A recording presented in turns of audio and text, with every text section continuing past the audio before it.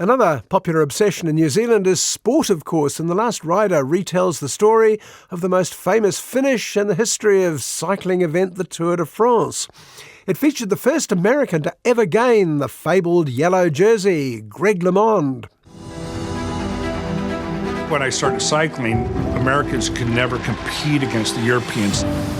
For me, it was like, oh my gosh, that was my dream.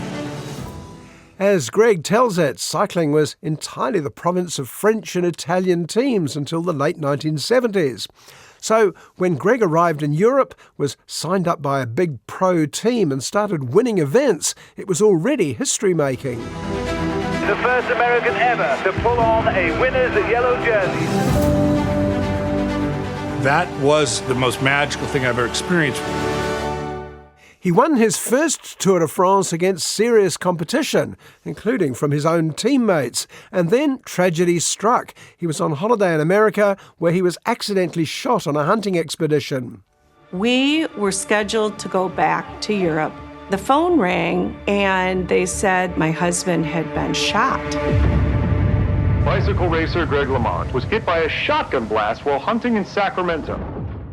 The damage was devastating, not just to Greg himself, who nearly died, but to the whole family, all affected in different ways by the accident.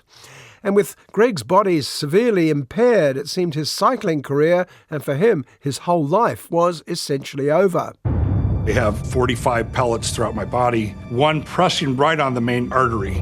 The cardiologist said, I don't know how you survived this. 100th of a millimeter more, you'd be dead. But they don't make movies about sports stars whose whole life is essentially over. And The Last Rider is about him getting back on that bike, determined to compete in the 1989 Tour de France come hell or high water.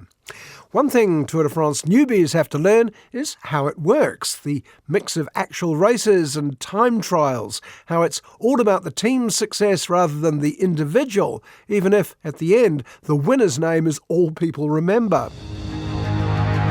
I just was like, together, we can do anything we have to do.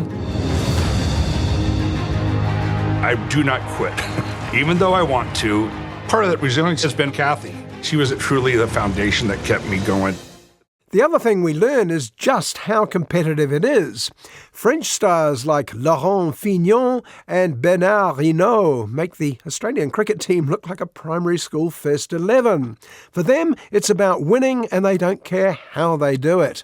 The battle between a Frenchman, Laurent Fignon, and an American, Greg LeMond. There's so much pressure, so much tension in the air. Fignon picking on Greg, he wasn't going to take it. Greg punched back. The entire second half of the movie is devoted to the 1989 Tour de France, and it's often covered second by second. Indeed, the final event, Race 23 in Paris, comes down to seconds, 8 to be precise.